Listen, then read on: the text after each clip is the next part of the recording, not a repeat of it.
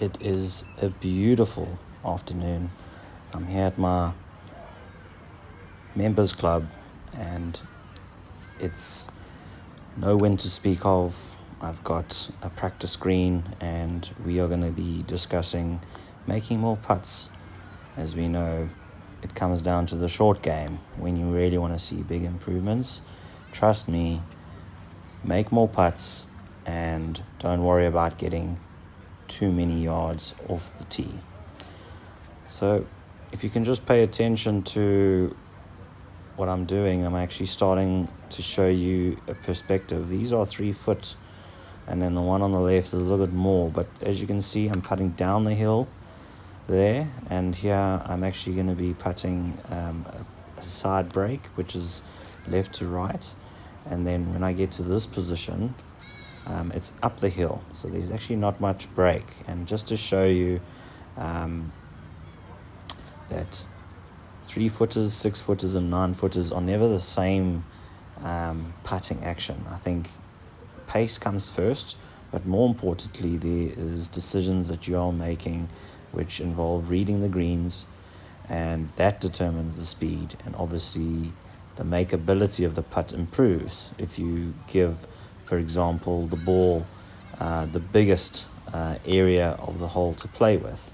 And as you can see, these little right to lefters are quite slippery, and even with this last putt, which is a 9 footer, as you can see, you need to enter on the higher side, as they would say. Try and miss on the pro side, because it's got no chance of going into the hole if you first have not got it to the hole, but also entered the appropriate door, because as we know, the biggest part of the hole can sometimes never be always in the front of the hole, but also sometimes on the side. So here's a great example of the putts are going to be pretty straight, and it's up the hill, and that's a 3 footer. And then here I get straight into a 6 footer. Please note how I'm not actually trying to rush, but I'm actually just trying to feel with, especially maybe to start your day and before you're about to head off to play a competitive round. It's a very good idea to get into random practice mode. So I'm never really staying in one specific distance and one specific slope and just, for example, doing blocked practice. I am giving my body a lot of relevant information by playing with different distances, and then as you can see, I'm going around this specific hole because none of the putts are the same, because with the side break, with maybe putting into the grain, and then also having a slippery downhill putt, they're all requiring very different contact, very different impact.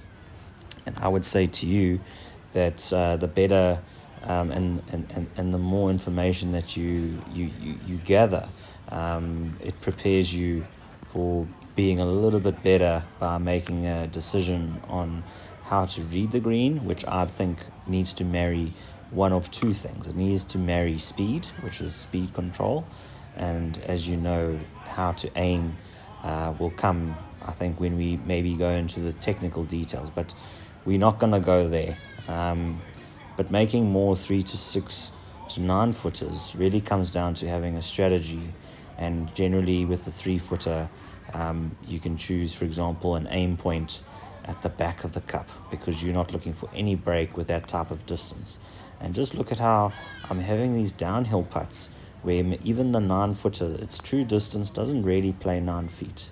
Because of the grain going with me, I might have a 6 foot putt in that instance that becomes the 9 foot putt down the hill.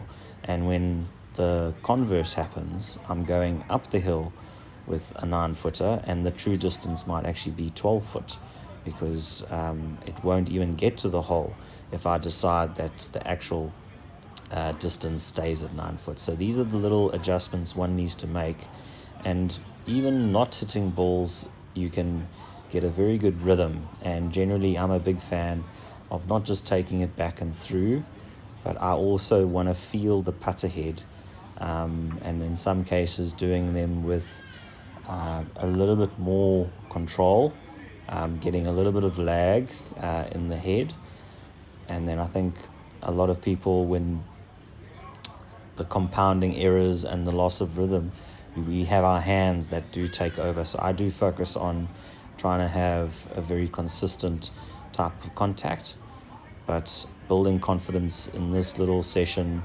which tells my body, and I'm not taking too much time to set up, meaning that I'm trying to actually get my body to react. I'm getting my body to take in the information, and this is going to lead to me not trying to analyze too much over the ball before I'm about to pull the trigger.